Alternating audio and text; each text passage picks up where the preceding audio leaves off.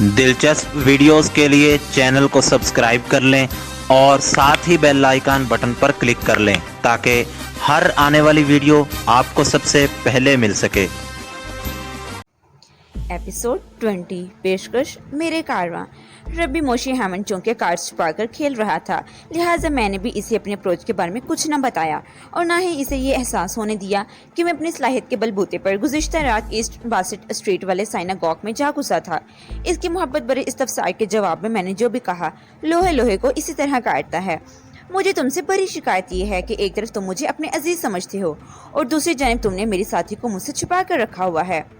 ओह, इसने एक गहरी और गंभीर सांस खारिज करते हुए कहा, पता नहीं आजकल तुम किन लोगों की सोहबत में बैठने लगे हो। इसका इशारे वाज़े तौर पर सांगफू की सिमत था। तुम्हारा लहजा खासा खराब हो गया है, इसमें से एहतराम और तकद्दुस जाता रहा है। पहले तो तुम तराक से बात नहीं करते थे। बहरहाल वो लम्हे भर को मुतवक्क हुआ, फिर बात को जारी रखते हुए बोला, मैंने साहिल को तुमसे नहीं बल्कि इसके दुश्मनों ने छुपा कर रखा है। मैं तो इसका हाथ तुम्हारे हाथ में देने को तैयार हूँ। फिर देर किस बात की है? मैंने तर्श लहजे में कहा। वो नरमी से बोला, देर तो तुम्हारी तरफ से हो रही थी मेरे बच्चे। मैं इस दौरान में मुसलसल तुम्हारी तलाश में रहा हूँ। अब जाकर तुम मिले हो, मैं आज ही साहिल को तुम्हारे हवाले कर दूंगा। रब्बी की इस मेहरबानी से किसी गहरी साजिश की बू आ रही थी। मैंने हर बात को मद्देनजर रखते हुए अपने स्टाइल में नरमी पैदा की और पूछा, आप कब और कहाँ साहिल को मुझसे मिलवा रहे हैं?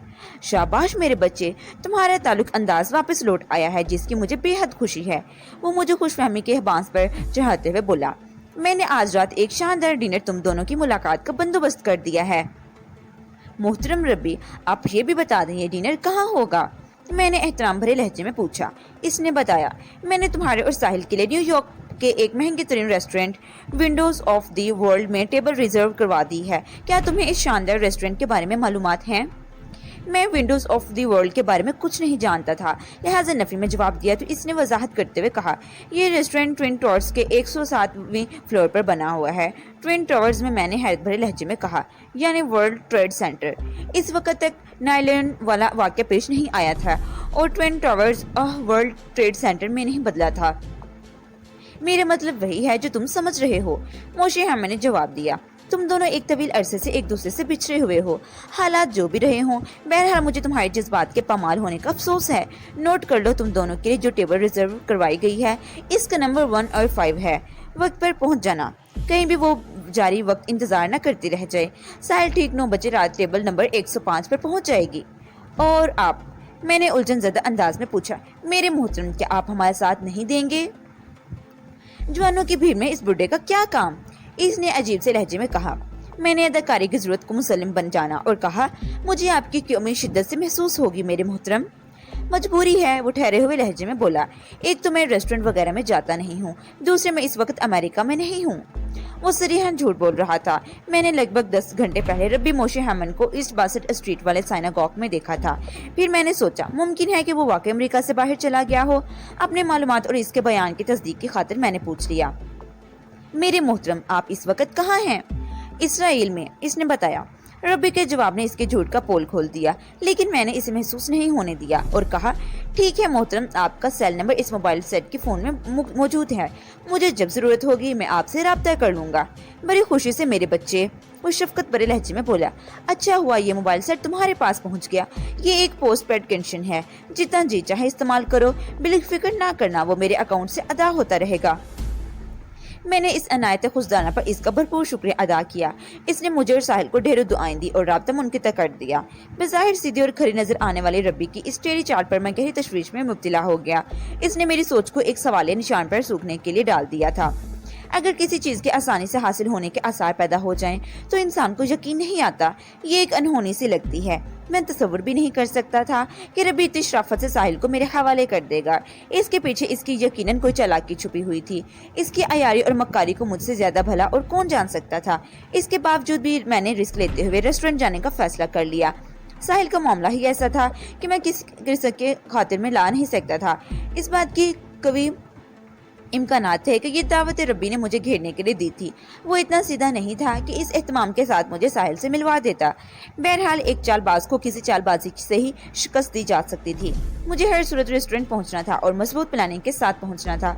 नाश्ते के बाद वसीम ने धुंधे पर निकलने से इनकार कर दिया। आज का दिन तुम्हारे नाम है वजदान, इसने खलूसे दिल से कहा।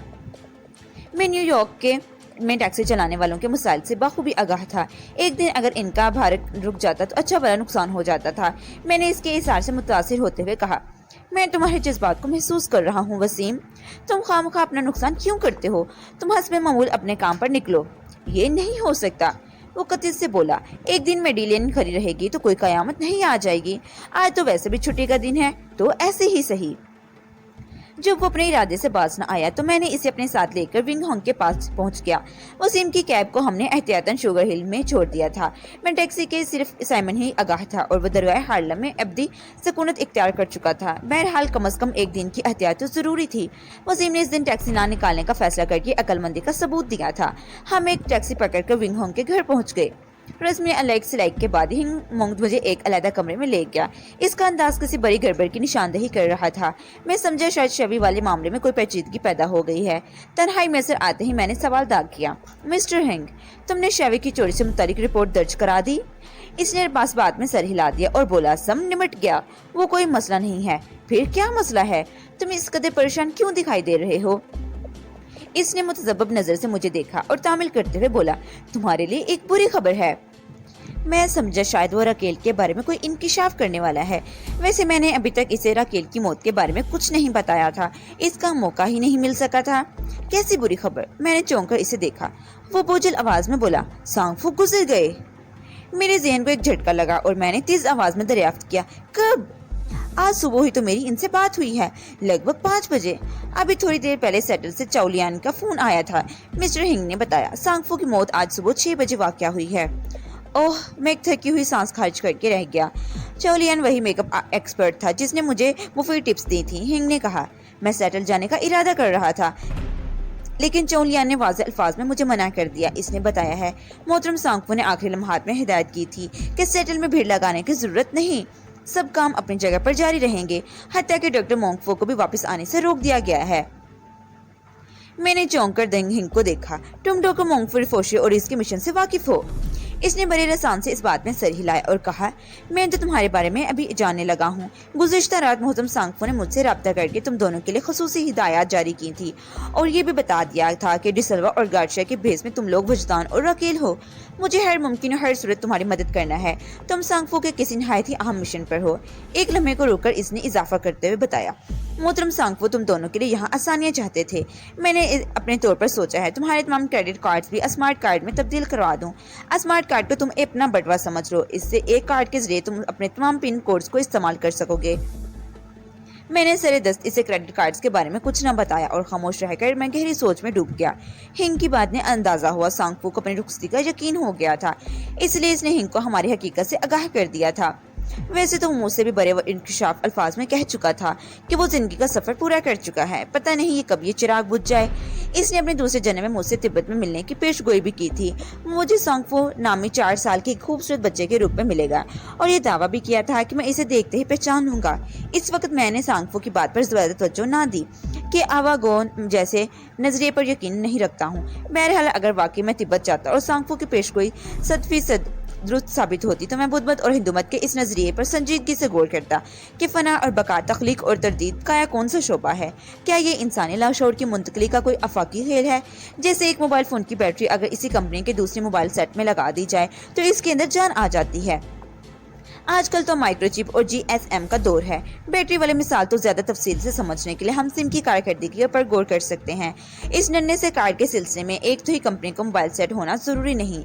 आपका सारा डाटा एक नन्ही मुन्नी सी सिम में महफूज है। आप इसे एक मोबाइल सेट से निकाल कर दूसरे में डालें, वो पहले मोबाइल का दूसरा जन्म ले लेगा। कंपनी चाहे कोई भी हो, मॉडल चाहे कोई भी हो और मोबाइल सेट की शक्ल और सूरत चाहे कितनी भी मुख्तलिफ क्यों ना हो, सिम की मुंतकली के बाद वो लाशौरी तौर पर पहले जैसा हो जाएगा।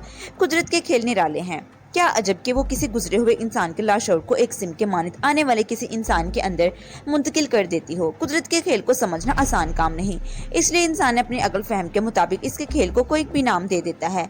आवागोन या आइमोन भी इसी सिलसिले के एक कड़ी है। बेशक कुदरत के राज सिर्फ गौर फिक्र करने वालों पर खुलते हैं।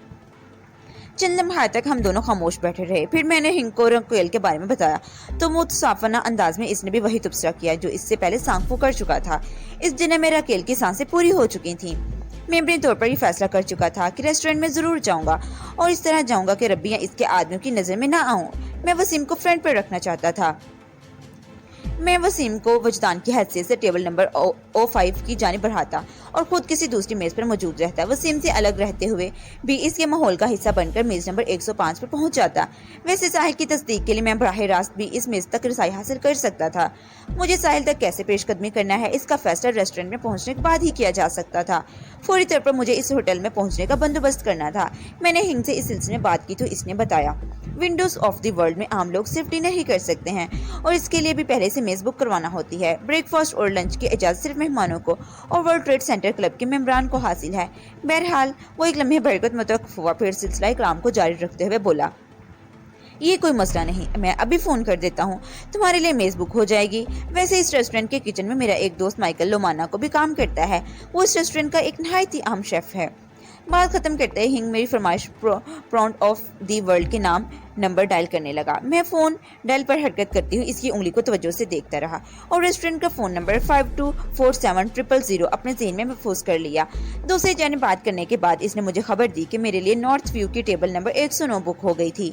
मैंने ये मेज़ वसीम के नाम से बुक करवाई थी। वसीम को मैंने वजदान डिसल्वा की हैसियत से साहिल वाली मेज़ की तरफ भेजना चाहता था। इस तब्दीली के लिए हम दोनों को अपने चेहरे पर थोड़ा काम करना था और ये कोई परेशानी वाली बात नहीं थी। मेकअप ये काम आप मेरे लिए बाएं हाथ के खेल जैसी हैसियत रखता था। रब्बी मोशे हेमन के मुताबिक साहिल ठीक 9 बजे रात की मेज़ नंबर 105 पर मेरी मुंतज़िर होती। ये एक इत्तेफाक था कि मुझे वसीम को मेज़ नंबर 109 मिल गई थी, जो यकीनन साहिल वाली मेज़ से ज़्यादा फासले पर ना होती। मैंने इस सिलसिले में मिस्टर हिंग से इस्तफसार किया तो इसने बताया, 105 और 109 दोनों नॉर्थ व्यू टेबल पे हैं और एक रो के फासले पर वाक़या हैं। मैंने एक इत्मीनान भरी सांस खारिज की। मेरी दिलचस्पी को देखते हुए मिस्टर हिंग मुझे विंडोज ऑफ द वर्ल्ड के बारे में तफसीलन बताने लगा। इसके मुताबिक मज़कूरा अज़ीमुश्शान रेस्टोरेंट वर्ल्ड ट्रेड सेंटर के 107वीं फ्लोर पर वाक़या था। 1994 में एक बम धमाके के बाद सेंटर के 20 मिनट को शदीद नुकसान पहुंचा था। रेस्टोरेंट का किचन इसी हिस्से में वाक़या था, चुनांचे कुछ अरसे के लिए रेस्टोरेंट को बंद कर दिया था। 1997 में ये रेस्टोरेंट दोबारा खोल दिया गया और अब ये पहले से भी ज़्यादा अच्छी सर्विस फराहम करता है। एक टावर की छत पर अब्रोडेशन डेक भी बना हुआ है। इस मुशाहदे गाह से मखसूस दूरबीन की मदद से मीलों तक दूर तक हसीन नज़ारा किया जा सकता था। अगर आपको नॉर्थ व्यू टेबल मिल गई तो इस मिड टाउन में हैंड बटन के रोशन चमकते देखते skyscraper, Central Park, Hudson River और जॉर्ज वाशिंगटन ब्रिज का नज़ारा कर सकते हैं। ईस्ट व्यू टेबल से कम वेश 19 किलोमीटर नीचे east river, Manhattan bridge, Brooklyn bridge और विलियम्स ब्रिज की खूबसूरती से लफ्ज़ अंदोज जा सकता है, मगर ये तमाम दर सकता है आजकल सकता था, मैं बदल चुका है। जब बांसुरी न पैदा हो जाए तो फिर बांसुरी क्यों कर बजाएगी। ये रेस्टोरेंट 1997 में जब दोबारा खुला तो लोग इसे विंडोज ऑन द वर्ल्ड के नाम से याद करने लगे, मगर बाज अब भी इसे विंडोज ऑफ द वर्ल्ड ही कहते थे। फिर नाइलन अलियून के बाद ये ऑन ऑफ कांडना भी बन गया। खुदा से डरना चाहिए और हर वक्त जहन में ये रखना चाहिए कि मिटे नामियों के निशान कैसे कैसे। मिस्टर हिंग मेरा राजदार बन गया था, लिहाजा मैंने इसे अपने मिशन और ताज़ा तरीन हालात के बारे में मुख्तसरन बता दिया। वो सांगफू का काबिल एतमाद बंदा था, लिहाजा इस पर भरोसा किया जा सकता था। इसने मुझे मशवरा दिया कि मोबाइल फ़ोन को सिर्फ रब्बी या इसके आदमियों से रब्ते के लिए इस्तेमाल करूँ, वरना पोस्ट बेडलाइन का जब बिल जारी रखा तो रब्बी को पता चल जाएगा न्यूयॉर्क में किस शख्स से रब्ता में हो। मैंने इसे बताया कि मैं इस सेल पर इससे सांगफू से बात कर चुका हूँ। इसने कहा, जो वक्त गुजर गया इसे वापस नहीं लाया जा सकता, आइंदा के लिए मुहताज रहना। इसका मशवरा इंतहाई माकूल था, लिहाजा मैंने इसे ज़हन नशीन कर लिया। फिर कहा, मुझे कुछ रकम की भी ज़रूरत होगी, आज छुट्टी का दिन है इसलिए तमाम बैंक बंद हैं। इसने कुछ सोचते हुए कहा, बहरहाल मैं डेबिट कार्ड ATM इस्तेमाल करके $10,000 तक का बंदोबस्त कर देता हूँ। मैंने मुतमईन लहजे में कहा, बस इतनी ही रकम काफ़ी है, काम चल जाएगा। तुम्हारी पूरी कहानी के पेश नज़र मैं इस नतीजे पे पहुंचा हूँ कि तुम अब्दुल सलवा के बेस में रहो या वजदान के हैसियत से घूमो फिरो, उससे कोई फ़र्क नहीं पड़ता। तुमने जिन दुश्मनों की खातिर अपना हुलिया तब्दील किया था वो तुम्हारी शख्सियत से पूरी तरह वाकिफ़ हैं। तुम कहो तो मैं तुम्हारे लिए नए क्रेडिट कार्ड्स भी बनवा देता हूँ। कार्ड्स के बारे में हम बाद में बात करेंगे, मैंने सरसरी अंदाज में कहा। पहले ज़रा मैं आज के मिशन से निमट आऊँ। मिस्टर हेंग ने मुझसे ज़्यादा बहस नहीं की। मैंने इसे अपने और वसीम के हुलियों में तब्दीली से मुतल्लिक आगाह किया। इसने कहा, ये कोई मसला नहीं, मैं वसीम को लगभग डिसलवा और तुम्हें जो कहोगे बना दूंगा। मैंने इसे अपनी मेकअप में महारत के बारे में बताया तो वो खुश हो गया। वजदान सांगफू जैसे शख्स ने अगर तुम्हारी तारीफ की है तो ये कोई आम बात नहीं हो सकती। तुम्हें मेकअप के सिलसिले में जो भी सामान दरकार हो मैं मुहैया कर दूंगा और रकम का बंदोबस्त करने में अभी जा रहा हूँ। इसके बाद मुझे और वसीम को अपने घर में छोड़कर बाहर निकल गया। मैंने दरअसल वो रकम वसीम के लिए मंगवाई थी। मैं मज़कूरा $10,000 को वसीम के अकाउंट में डलवाना चाहता था। मैंने फैसला किया था आइंदा चंद रोज में वसीम के साथ ही रहूंगा। विंग हंग ने बार बार मिलना इसके लिए खतरनाक भी साबित हो सकता था। वसीम मेरा हमवतन और जीदार बंदा था। मैंने 19 वाशिंगटन स्क्वायर हाउसेज में इसकी कारकर्दगी को इत्मीनान बख्श पाया था। अजी अलावा इसके फ्लैट में फिलहाल मेरे लिए अच्छी खासी गुंजाइश भी थी। नवीद के लौटने में अभी काफी दिन बाकी थे। वैसे भी हार्लम का इलाका मेरे लिए ज्यादा महफूज था। रबी इसके गुमाश्तों का भूलकर भी इसकी तरफ ध्यान नहीं जा सकता था। वो लोग सोच भी नहीं सकते थे कि मैं शुगर बिल हार्लम में कहीं छुपा बैठा हूँ। हिंग के जाने के बाद मैं वसीम से बातें करने लगा। हम दोनों ने एक दूसरे को खुद से मुतारिफ कराया। वसीम एक बाएतमाद लड़का था। मैंने बाज नहायती एहसास पहलुओं को छोड़कर अपने बारे में इसे सब कुछ बता दिया। वो मेरी मुबीना सलाहियतों से बहुत मुतासिर हुआ और भराई हुई आवाज में बोला, यार वजदान, मुझे भी इस जंगी फन का बहुत शौक था, मगर ये शौक इब्तदाई मरहले में दम तोड़ गया। वो इतना कहकर खामोश हो गया। मैंने महसूस किया वो खास अफसुर्दा हो गया था। मैंने कहा, इंसान का शौक कभी दम नहीं तोड़ता, ये आखिरी सांस तक जारी रहता है और इंसान के साथ ही कब्र में उतरता है। तुम्हारी उदासी को देखकर लगता है तुम्हारे साथ कोई ट्रेजेडी हुई है। तुम ठीक कहते हो। वो एक तवील सांस लेकर रुक गया। मैंने संजीदा से पूछा, कोई लड़की वगैरह का चक्कर था? इसने मुतामला अंदाज में मुझे देखा और बोला, हाँ वो भी था। मैंने इसकी उदासी करदा अल्फाज को दोहराया और बाद दस्तूर इसकी आंखों में देखते हुए कहा, इसका मतलब है कि तुम एक से ज्यादा चक्कर चला रखे हैं? नहीं यार, अब तो सब चक्कर खत्म हो गए। वो जल्दी से बोला, हाँ तो मैं तुम्हें अपने शौक के बारे में बता रहा था। इस शौक के दम तोड़ने में किसी लड़के का हाथ नहीं, बल्कि सबसे बड़ी वजह मेरे स्ट्रिक्टर थे। मैंने वाज़ेह तौर पर महसूस किया वो लड़की वाले मौजू से कई कट रहे थे। मैंने सोचा बाद में किसी वक्त इस सिलसिले में इसे घेरूंगा। मैं इसकी जानिब मुतवज्जो रहा। इंस्ट्रक्टर? मैंने हैरत से इसे देखा। क्या इन्होंने तुम्हें सिखाने से इनकार कर दिया था? इनकार तो नहीं किया, मगर सिखाया भी नहीं। तुम एक उलझी हुई बात कर रहे हो वसीम। मैंने सवालिया नजर से इसे देखा। इसने एक गहरी सांस ली और बताने लगा, शीरा वाले बाग में एक बहुत मायारी मार्शल आर्ट सेंटर था। वो अपने इलाके का जिक्र कर रहा था। मैं इंस्ट्रक्टर मकसूद मुगल से ये फन सीख रहा था। मकसूद साहब हर फन मोला थे। हमारे दरमियान उस्ताद शागिर्द के अलावा दोस्ती का भी रिश्ता था। सेंटर से बाहर भी हम अक्सर साथ ही नजर आते थे। रात को 2-2, 3-3 बजे तक कंगफू की डायकोमेट्री भी देखते। ब्रूस के एक स्टेप की हम प्रैक्टिस करते। फिर मकसूद साहब भी अचानक सेंटर छोड़कर सऊदी चले गए। सेंटर तो इनके जाने से भी चलता रहा, मगर फिर एक दिन भी वहां न गया। बस दिल बुझ सा गया था। वो जरा देर के लिए मुतवक्क हुआ, फिर बात को जारी रखते हुए बोला, अब्बू के नौशहरा रोड पर ही एक छोटी सी फैक्ट्री थी। वो मुझे अपने साथ काम में लगाना चाहते थे, लेकिन मेरा दिल किसी काम में नहीं लगता था। मैंने आवारागर्दी शुरू कर दी और दंगे फसाद को अपना शेवा बना लिया। मैं शर्तें लगाकर स्ट्रीट फाइट करने लगा। इसी तरह अच्छी खासी आमदनी भी हो जाती। मैं अगर दूसरों को चोटें पहुंचाता तो मुझे खुद भी तोहफे जरूर मिलते। अब्बू को मेरी सरगर्मियों का इल्म हुआ तो इन्होंने अम्मी के पास बिठाकर मुझसे फाइनल बात कर ली। इन्होंने वाज़ेह तौर पर कह दिया कि इस किस्म के बेटे को वो बर्दाश्त नहीं कर सकते। घर में रहना तो बंदे का पुत्र बनकर रहो, वरना चलता फिरता नजर आऊं। पता नहीं मेरे दिमाग में क्या आई, मैंने कह दिया, अब मुझे मुल्क से बाहर भिजवा दें। अब वो मुझसे और मेरी हरकतों से तंग तो थे ही। गुस्से में पूछने लगे, बाहर किस मुल्क में जाओगे? मैंने सऊदिया का नाम लिया तो इन्होंने साफ इनकार कर दिया। बोले, अब सऊदिया में कुछ नहीं रखा, जिंदगी बनाना है तो अमेरिका जाओ। मेरी जुबानी से निकल गया, ठीक है आप मुझे अमेरिका ही भिजवा दें। और इन्होंने किसी तरह कोशिश करके मुझे अमेरिका भिजवा दिया। वो लम्हे भर को रुका, फिर गहरी संजीदगी से बोला, मैंने सऊदी जाने का फैसला इसलिए किया था कि मकसूद साहब के साथ हासिल हो जाएगा, लेकिन किस्मत के खेल बड़े निराले हैं। मैं अमेरिका आ गया, मुझे क्या मालूम था मकसूद मुगल की बजाय अब मेरी मुलाकात किसी वजदान से होने वाली है। मैंने कहा, स्ट्रीट फाइटर होना एक बहुत बड़ी क्वालिटी है। अपनी जिंदगी में इसी फन की जरूरत पेश आती है। मेरे साथ रहोगे तो कदम कदम पर इस मुजाहरे को देखने को मिलेंगे।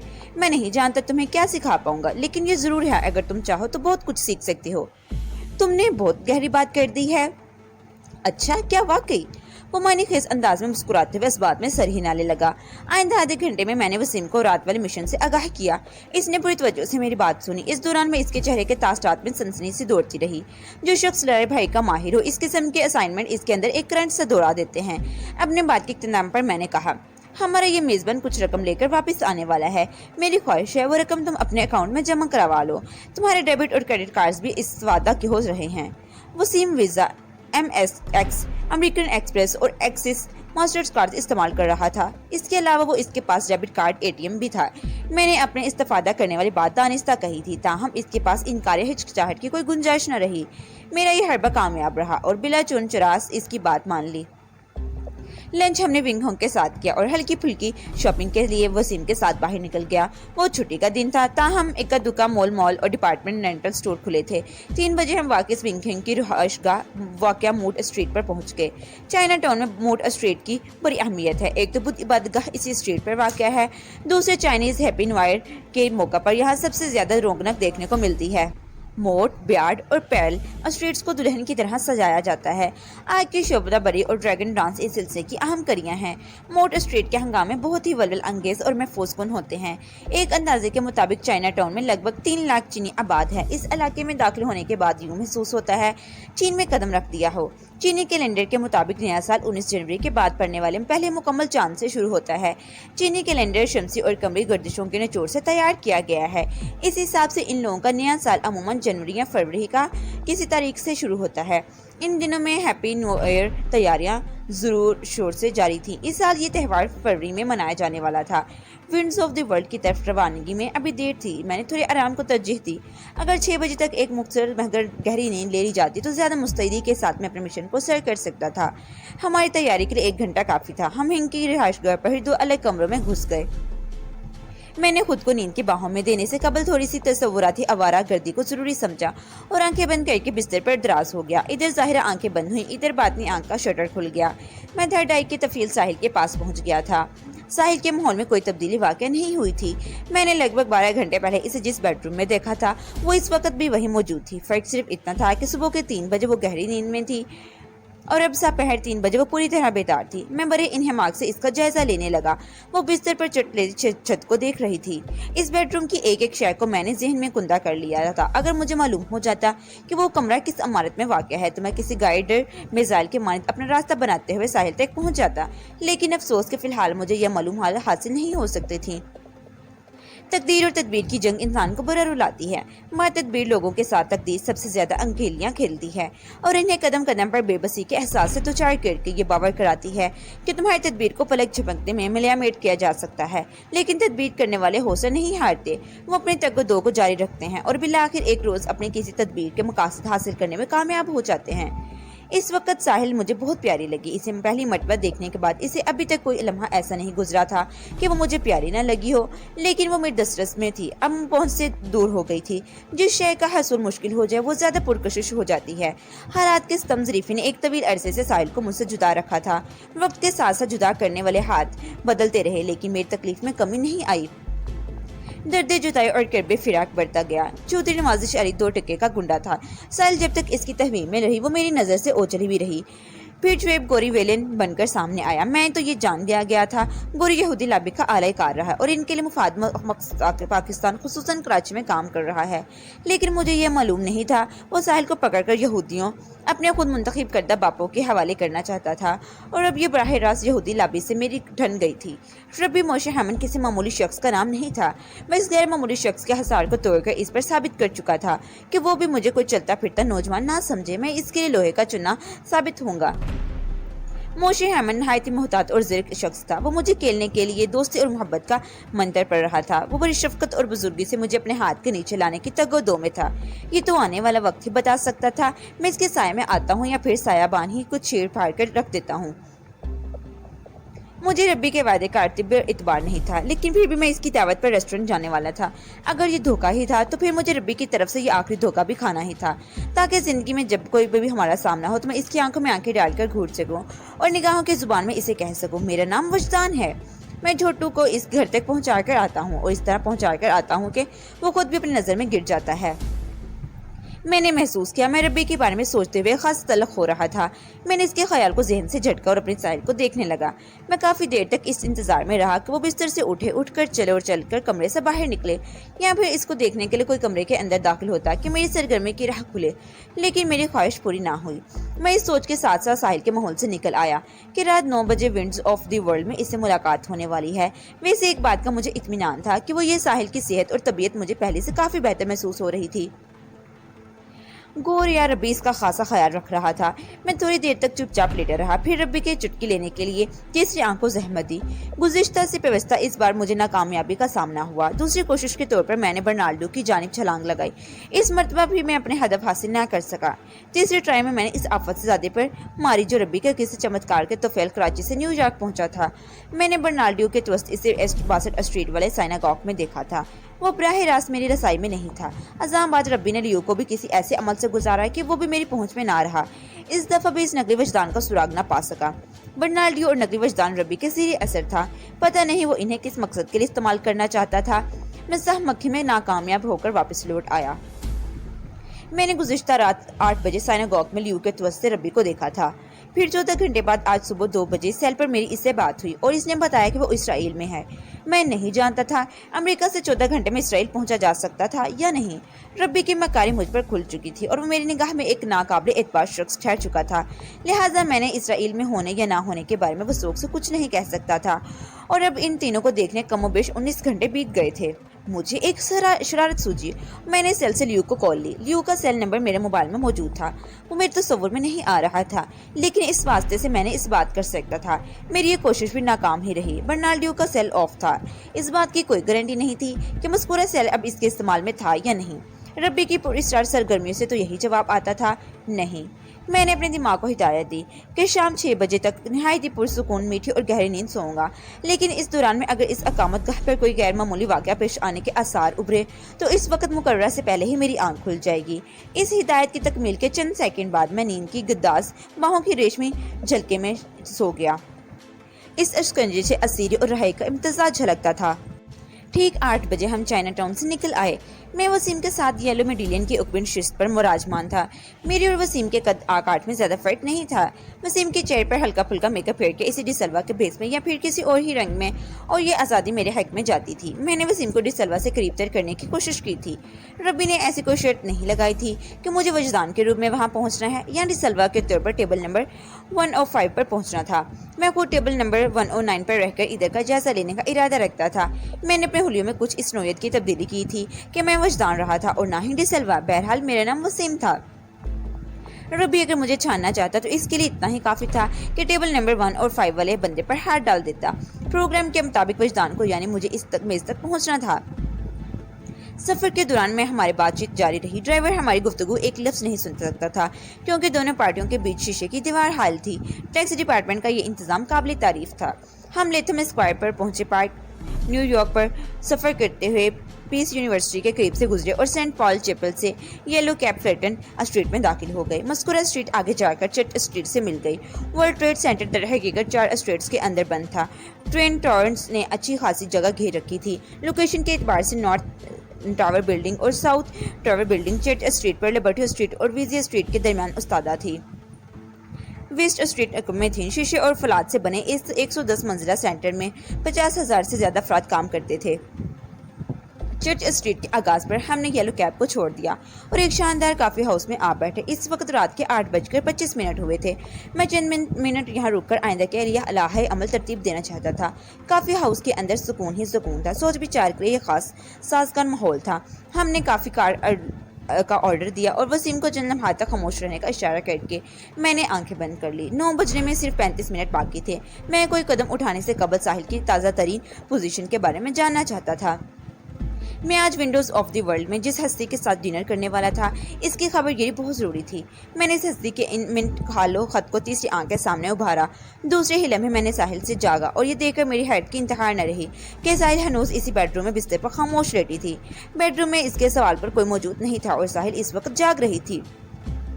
रब्बी की मुश्तिफाना दावत का राज फाश हो गया। इस बात में किसी शक व शुबे की गुंजाइश बाकी न रही कि वो साहिल का चारा लगाकर मुझे शिकायत करना चाहता था। अगर साहिल को मेरे साथ डिनर करना था तो इस वक्त वो बेडरूम में लेटी क्या कर रही थी? इसे तो रेस्टोरेंट में होना चाहिए था या फिर रास्ते में। इस रुख पर सोचते हुए एक फौरी ख्याल मेरे जहन से गुजरा। ये भी तो हो सकता था साहिल वाला bedroom Windows of the world से चंद कदमों के फासले पर हो। मैंने साहिल को बेडरूम में छोड़ा और काफ़ी हाउस में हाजिर हो गया। इस वापसी का सबब साहिल की मखसूस टोन थी। मोबाइल पर किसी की कॉल आ रही थी। اس دوران میں کافی سر دھو کر دی گئی تھی۔ میں نے سیل جیب سے نکالا تو اسکرین پر ارائل کے لفظ دکھائی دیے۔ ربی کی کال تھی جو اپنے عقیدت مندوں کے لیے ریسپیکٹڈ لارڈ کی حیثیت رکھتا تھا۔ میں نے کال ریسیو کرتے ہوئے احترام بھرے لہجے میں کہا، احترام کا اظہار بھی ضروری تھا۔ ہیلو، گڈ ایوننگ میرے بچے، اس نے منافقانہ محبت کا اظہار کرتے ہوئے کہا۔ تم اس وقت کہاں ہو؟ اب تو 8:30 بجنے والے ہیں۔